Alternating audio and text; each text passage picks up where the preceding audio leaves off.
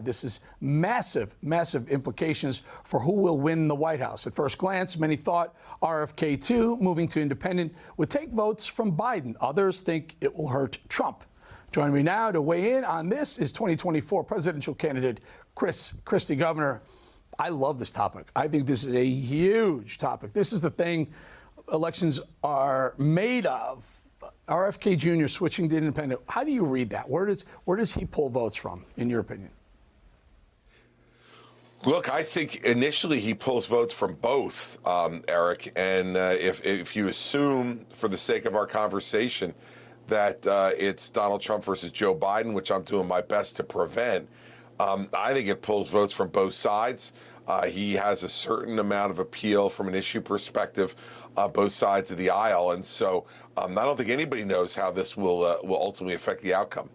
You know, I think it's going to be Biden. Listen, I understand he's very popular. RFK2 is, every time he's on this show, like you, our ratings do extremely well. People like him. He's a likable character. But because he ran as a Democrat, he's just a history. His family is a Democrat. I think he's going to pull more hurt Biden more than he's going to hurt Trump. Well, look, that very well could turn out to be the case. I think he's also got a real libertarian streak to him, Eric, as you know. And I think that libertarian streak also has a tendency to be more on our side of the aisle, on the Republican side, than on the Democratic side. So I think it's a real jump ball. I think it depends on how he runs the race, too. What does he emphasize? What does he make the main points of his platform? Where does he go and campaign, and how does he communicate in that way? I think, but he is clearly a significant wild card now. This is not a Cornel West where you could say, well, maybe he's a point or two, which could be important. You know, Robert F. Kennedy Jr. could wind up getting more than a point or two in a general election. I think some people think he could get 6, 7, maybe even 10, which could really influence election. Maybe not since Ross Perot have we seen someone gather that much, pull that much from either side. I agree. We'll find out. Control and play the DeSantis on Bill Maher talking about DeSantis. Listen. Why run against Trump? You can't disavow him because that's the base, and yet you're running against him. And that's why, I mean, let's face it, Ron, if campaign was going well, you wouldn't be on this show. Oh, that's not true. So let me pose the same question to you, Chris Christie. Why run against Trump? Well, because I don't think he's the right guy to be our nominee, and I don't think he's the right guy to be president. And, you know, I've been on this show a number of times, Eric, and I'm glad to be. And I've told you flat out the way I feel about it. And I know Donald Trump better than anybody in this race knows him. I've known him for 22 years. But wouldn't it be so better I just don't believe if he's the right guy. Christie and Ron DeSantis and whomever else wants to run, and Nikki Haley and Tim Scott, wouldn't it be better if you just united and said, look, he's beating everyone by 50 points or more. Let's get behind him and show the Democrats that we can unite as a party to beat them. I mean, love him or hate him, he's going to be better than Biden, right?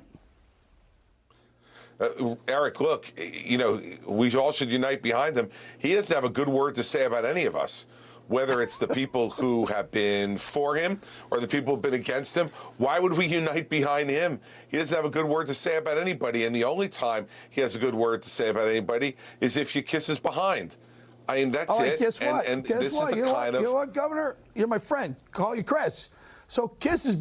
so what? It's better than Trump. Even if you don't like Trump, it's got to be better than Joe Biden or Kamala Harris or Gavin Newsom or Michelle Obama, no? Look, I don't think any of those choices are good choices. That's why I'm running, and I'm sure if you had Ron on the show right now, or you had Nikki, or you had Tim, they would say the very same thing to you. The only one who probably would say something different is Vivek, since I don't even really understand why he's running for president, given that he thinks Donald Trump was the greatest president of the 21st century. I think he's just running for a cabinet position. But look, in the end, I think each one of us think we would be a better president than he was, and a better nominee than he could possibly be. Look, he's the only person who's in the last 50 years who has lost to Joe Biden outside the state of Delaware. Let me do it this way. Let me do it this way. If it comes a time, whether it's after New Hampshire or after South Carolina, at some point, people who you're not going to raise the money, you're going to have to drop out. If that happens, Governor Chris Christie, then will you support Donald Trump? No, I won't, and I won't support him against any of these other candidates. I think all these other candidates are better. Well, leave it right there, my friend. How about when he becomes a nominee? Then will you support him? We've already talked about this a number of times on this program, Eric.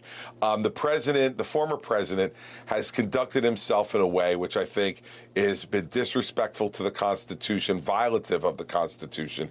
And I just can't be supportive of a guy who does those things. And then just recently said that Mark Milley should be subject to execution. No, I can't do that. Got it. Governor Chris Christie, thank you for joining us.